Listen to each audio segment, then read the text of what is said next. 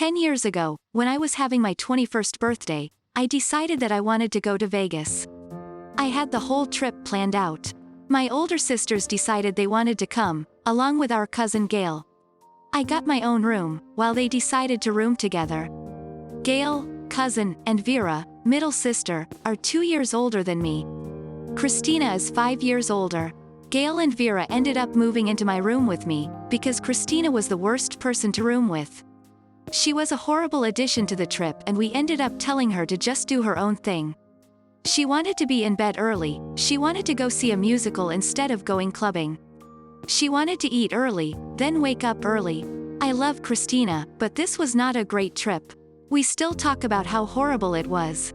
We actually stayed 3 more days, after dropping Christina off at the airport, just so we could have a stress-free time. It was amazing, we had a great time. And so we started doing stuff without Christina. We went camping with our boyfriends. We went on a booze cruise. We went to Ireland together. Sometimes we just had a small road trip to see something cool. And it was amazing. We still did things with Christina. We just didn't do anything that would make her uncomfortable. No drinking, no clubs, nothing late at night. And nothing when her kids were home from school. And it worked out really well, until my mom let it slip where Gail, Vera, and I went this past week. We went up to my boyfriend's family cabin, which they rent out to fishermen near a lake. It's not really glamorous, but there are enough places to sleep for 6 people. Christina had tried to call us asking if we could watch the girls while they visited family in the hospital a few towns over. Mom took the kids but said we wouldn't likely answer the phone anytime soon, as we were gonna be gone in the woods for a week. When we got back, Christina confronted Vera and myself, asking why we didn't invite her, and the kids, to a lake. I said we didn't want to, it was a time to just relax. And she has an issue with us not being married, drinking, etc., so why would she want to come? She asked how long we have been doing stuff like this. I was honest and said 10 years. Since the Vegas trip, I just said we did all the stuff we like without her, and just did things with her plus the kids when we had the time. She left really upset and called us assholes. Next story. It's a bit complicated, so bear with me. I, 34, have been with my husband, 37, for 2 years. He has a 9-year-old daughter with his ex-wife, Nora, and the reason for the divorce was financial. But she told me he initiated after she got diagnosed with cancer. Now cancer has come back and I feel sorry for her because she's a decent woman overall. Due to treatment schedule, Nora only gets visitation with my stepdaughter for now. My husband drives my stepdaughter to see her mom 2 days a week. Yesterday he came home saying Nora wasn't home and he and my stepdaughter had to leave after waiting for an hour. He then went into the bedroom, stayed there for some time, then went out to visit his friend. I was cleaning the bedroom and found a gold bracelet that looked familiar. I realized it belonged to Nora as I'd seen her wear it before. I was confused. I waited till he got home to ask him about it. His reaction wasn't good. He lashed out and took it out of my hand, saying I shouldn't touch his personal stuff. I said this wasn't his stuff, this is Nora's. I asked if he took this bracelet behind her back and he said no. Nora gave it to him so he could give it to their daughter once she's 20 in case something happens to Nora. I don't know why, but I didn't believe him. I told him I would call Nora to ask her, but he started yelling at me to stay out of his family business. We started arguing and I kept demanding he tell me how and why he got this bracelet. He refused to say anything first, then he admitted going into Nora's room and taking it while she was out. I told him this wasn't okay, but he said this was his right after he spent money on her treatment before but never got his money back. I was shocked by this statement. They were married back then and he shouldn't expect to be repaid. I got mad and told him he has 1 day to return the bracelet or I'll tell Nora and let her involve the authorities if she had to, cause the bracelet looked heavy and pricey. He begged me to stay out of it, but I refused. He said I was being malicious and should side with him, not threaten him, but I refused to negotiate anything, and I'm responsible for my word now. Nora is a decent woman who's struggling and I feel like she should know she can't trust her own daughter's father in her home after this. He said if I go through with this then this will ruin our relationship so badly, but I said I'm still standing by my word. Next story. My brother-in-law, Sammy, lost his home shortly after his divorce 10 months ago. He moved in with us and brought his twin daughters, Olivia and Sloane 18, with him a couple of months ago. His sister, my wife, and I have one daughter, Zoe 16, and she and her cousins aren't close but get along fine. Olivia and Sloane have no respect for Zoe's privacy, none. They used to walk into her room and take everything they get their hands on. Makeup, phone accessories, clothes, school laptop etc. Zoe complained a lot and I've already asked the girls to respect Zoe's privacy and stop taking things.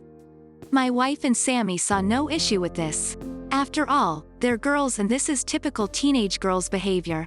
I completely disagreed.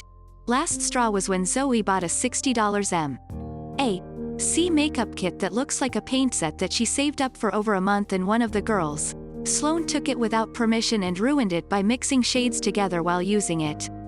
Don't know much about makeup, but that's what Zoe said when she found the kit on her bed, and was crying. I told my wife and she said she'd ask Sloane to apologize, but I got Zoe a lock after I found she was moving valuable belongings out the house because of this incident. Sammy and his daughter saw the lock and weren't happy. The girls were extremely upset. Sammy asked about it and I straight up told him. He said, "My daughters aren't thieves. It's normal that girls of the same age borrow each other's stuff." He said Zoe could easily get another makeup kit for $15 from Walmart and shouldn't even be buying expensive adult makeup in the first place, and suggested my wife take care of this defect in Zoe's personality, trying to appear older than she is. He accused me of being overprotective and babying Zoe with this level of enablement. I told him this is between me and my wife, but she shamed me for putting a lock on Zoe's door for her cousins to see and preventing them from spending time with her, saying I was supposed to treat them like daughters. Then demanded I remove it, but I said this lock does not get removed till her brother and his daughters are out of our house. She got mad. I was implying we kicked them out and said her family'll hate me for this. So I reminded her that I let Sammy and his family move in, which is something her own family refused to do, so she should start with shaming, blaming them for not taking their own son and nieces, granddaughters in. If it wasn't for her family's unwillingness to help, we wouldn't be dealing with this much disturbance at home. Everyone's been giving me and Zoe silent treatment and my wife is very much upset over this. Next story. I'll try to keep this short.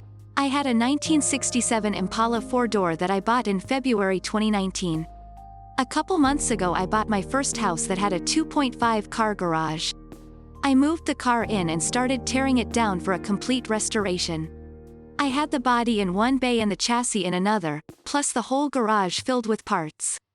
About 2 months ago my girlfriend came to live with me during this whole crisis and the whole time has hated that car. She wants to park in the garage, but I have 2 acres of land with a lot of nice places to park under shady trees, or hell, even in the barn if it has to be inside. I tell her tough luck, it's my house and it's not like I can just throw it back together real quick.